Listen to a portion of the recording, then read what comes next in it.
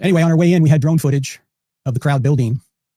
And Charlie had it on his phone. I said, Charlie, I don't like this place. There are too many buildings.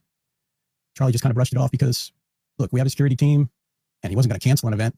And as far as we knew, the university police were there, and they would scout out the place and put people in appropriate positions. I don't know any of the details on this now, but that was the thought anyway. So we get there, we pray, we get out of the car. There's a whole bunch of TPUSA leaders there that want to pose for pictures. Charlie graciously poses for pictures. He posed for a picture with me, and we'll show this picture here. This is me, Charlie, and in the middle is Butch Hibbs. That's the brother of Jack Hibbs, Pastor Jack Hibbs. And he came to the event, wanted to meet us both, so we took a picture. This picture was taken maybe 20 minutes before the assassin struck. So we head right into the base of the amphitheater. Charlie's like, welcome to the big leagues. I mean, there are just people everywhere. We'll show you some footage here. I mean, they were all everywhere. I've never seen a crowd so enthusiastic to see Charlie. So Charlie starts flipping these hats. You know, he's got the Make America Great Again hats, the 47 hats. And so I'm just kind of standing there, and someone on staff just hands me a row of hats. So I go, well, I guess I get to flip them too. So I'm flipping them all over the place. And people are just excited. They're chanting USA, USA. I mean, they just love Charlie. So I start FaceTiming my wife and say, look at this. This is incredible. Then I start FaceTiming my son and my daughter-in-law while Charlie sits down and begins to ask questions. Now, this is where you may have seen an internet conspiracy. The man in the white hat was giving signals to the shooter. Yeah, the man in the white hat was me, okay? I did this with my hat. Maybe I touched my nose or something while I'm holding my phone because I'm FaceTiming my son and daughter-in-law. And they're huge Charlie fans. So I'm maybe 30 feet from Charlie. I'm right off his right elbow. I'm standing probably just off camera if the camera's going forward on him. Maybe about his 3:30 or 4 o'clock. And I'm just filming away. And by the way, to show you how stupid this is, they thought Dan, his main security guy, was giving signals too. Signals for what? You don't need signals. There's a sniper up there. He doesn't need anyone to signal anything. He can look through a scope and see what's going on. We think he's looking through a scope and going, what's the signal? What am I? It's crazy that people actually believe this stuff. But you know, if it's on the internet, it must be true, right? Don't believe in these crazy conspiracy theories. You need evidence. It's ridiculous. I didn't even know about it for probably 36 hours after the murder, or 30 hours after the murder. We were in a bubble. We were just paying attention to the family. We were just paying attention to the friends. Didn't go on the internet much. When I finally meet my wife back in Phoenix, she goes, there are millions of people who think you were in conspiracy to kill Charlie. I'm like, what? It's crazy. So thanks to my friends Elisa Childers and Seth Dillon and others, they tried to clear the air on that. You still have people saying, oh yeah, we need to check into this guy and this other guy too, that security guy. It's ridiculous. So the first question, Charlie's presenting evidence for the gospel to a Mormon. That's one of the things that one of the questions that we had prepared for just before the event. And then he began to answer a question on trans violence. Someone was saying, oh, should we take guns away from trans people? Well, in light of what happened, the answer is yes. Because right about then, I hear this pop. It sounded like it was close. We later learned it was from over 100 yards away. And out of the corner of my eye, I see Charlie go back. And so I start to head toward Charlie, and I see that the security guys are already there. So then I duck, thinking, okay, maybe there's other shots coming. And then I'm still on the phone. And my daughter-in-law told me these were the first words out of my mouth. No. So I went behind. There's like a backdrop. Charlie's sitting here as a backdrop. I'm over here. So I go behind because I know the security guys are taking him out the other side. So I'm running with them toward the car. And the phone is still on. And ladies and gentlemen, I was afraid that at some point this was going to happen.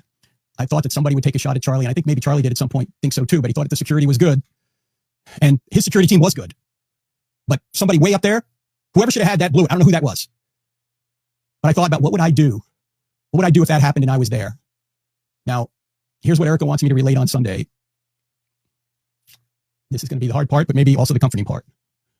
Charlie Kirk was literally like a son to me. I have 3 sons. He was like my 4th son. My 3 sons are a little bit older than Charlie. He was like my 4th son. So when he was hit, if your son got hit, what would you do? What would you do? I got in the car. Because if there was any way I could save him, I had to do something. I couldn't just take him. You guys got it. So they got him in the side of the car. It was an SUV. It was the SUV we took over. And I'm on one side, and there's actually some video of this. Somebody's taking video of this. I'm on one side of the car, the right side, and they're getting Charlie in. So I run over the other side, but the guy was dragging him in. They started blocking that entrance. So at that point, I run around to the back. I pop the back gate open, and I jump in the back. The car lurches forward. Apparently somebody jumped in the car. So the car lurches forward. So I almost fall out of the car, the SUV. Then I grab the thing and close it. And there's 5 of us in the car now. Justin's driving. Dan is up front with the GPS. Rick has got him. Rick's on my left, and Brian is there. And I'm coming over the back seat, and Charlie's laid out in front, just right in front of me. And Charlie's so tall, we can't close the door. We drove 4 miles, I don't know, it's 4 something miles, all the way to the hospital with the door open. To this day, I don't know how Brian stayed in the car because we're just go. We're trying to stop the bleeding. You saw it. And I'm yelling, come on, Charlie, come on. Meanwhile, my phone is still on. My son and daughter-in-law are hearing this whole thing. And a security team, again, Justin, Dan, Brian, and Rick, they love Charlie. But they were much cooler than I mean, they're just carrying out, they're calmly, but they're swiftly doing exactly what they were trained to do. Rick starts praying out loud. I'm praying out loud. We're yelling, come on, let's go. My son's hearing all this. And we're doing the best we can to navigate traffic. It's not a highway. We're on surface streets. And suddenly there's an ambulance coming toward us. And there was conversation in the car. Should we stop? We're like, no, just keep going. Just keep going. The doctor later said that was the right thing to do. Ambulance goes by us. We're still heading to the hospital, trying to get there. At one point, somebody says, let's get there in one piece because we're cutting through intersections. We're just beeping the horn. This is not an emergency vehicle. There's no lights. There's none of this. And I go, we got to start CPR. So I try and start that. Now,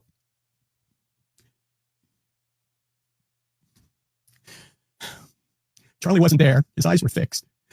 He wasn't looking at me. He was looking past me right into eternity. He was with Jesus already. He was killed instantly and felt absolutely no pain. That's what I was told later. But of course, we had to try. And by the way, there was just nothing any of us could do about it. We were giving him CPR, but nothing was happening. It wasn't like if we had better first aid or we had better medical facilities or we were faster to the hospital, we could have saved him. We couldn't. So if that's any comfort at all, Charlie didn't suffer. He was gone. He was with Jesus, absent from the body, present with the Lord. That's where he was. Now, it is true, when we got to the hospital and they started working on him right away, they did get a pulse back. And so Rick and I were just, everyone's praying. We're just praying for a miracle. We had a small sliver of hope. And the doctor later said that we got a pulse because Charlie was a very healthy man, but the shot was catastrophic. So 20 or 30 minutes later, the surgeon came out and said he was dead. Now, first of all, the hospital staff and the law enforcement were amazing. But let me tell you who the heroes were in this whole thing. We're going to start with 23-year-old Mikey McCoy, who is Charlie's chief of staff and the son of Pastor Rob McCoy and his wife, Michelle. Charlie considered Rob his pastor, and Charlie hired Mikey, almost right out of high school. And Mikey, demonstrating the wisdom and coolness well beyond his years, just like Charlie did, immediately contacted Erica and sent a plane to get her and some other friends and co-workers. He called the president, the vice president of the United States. He quizzed the doctors, asked them hard questions. He dealt with the police, the FBI. We're all being interviewed by the FBI. He scheduled the funeral home. And a couple hours later, transportation, hotels, Air Force Two. Mikey McCoy is an absolute hero. And keep in mind, he's doing all this after his best friend and boss was just martyred before his eyes. This is the kind of people that Charlie hired. TPUSA, look, I was in the Navy for 8 years. I know good quality people when I see them. They have people who I would put up against anyone. They're tremendous servants, tremendously capable people. Let me just name a few of them who were involved in all this. Catherine LaCastro came up with Erica. Man, amazing woman. Young, I don't know, in her 20s somewhere. But she was helping Mikey organize everything. Andrew Colvett, man, you know Andrew. He is the producer of the Charlie Kirk Show. He wasn't there, but he got there quickly with his wife. Amazing man. And you can see what he's doing on the Charlie Kirk Show right now. Danny Phillip, a newly hired researcher. Let me just show you what kind of attention to detail these people have. Let me just say that when the three of us in the back of the SUV got to the hospital, we had to change our clothes. And so they all gave us scrubs. So when we all get to a hotel later that night in Salt Lake City, Mikey looks at me and he says, I'm going to go get you some new clothes. I go, why, Mikey? I can wear these scrubs. No, you want new clothes for tomorrow. Air Force Two's coming. You don't have to wear scrubs. I'll go. So he delegated to Danny to go buy me clothes. Can you imagine this level of detail? Their boss has just died. Their friend has just died, martyred. And they're worried about whether I'm in scrubs or not.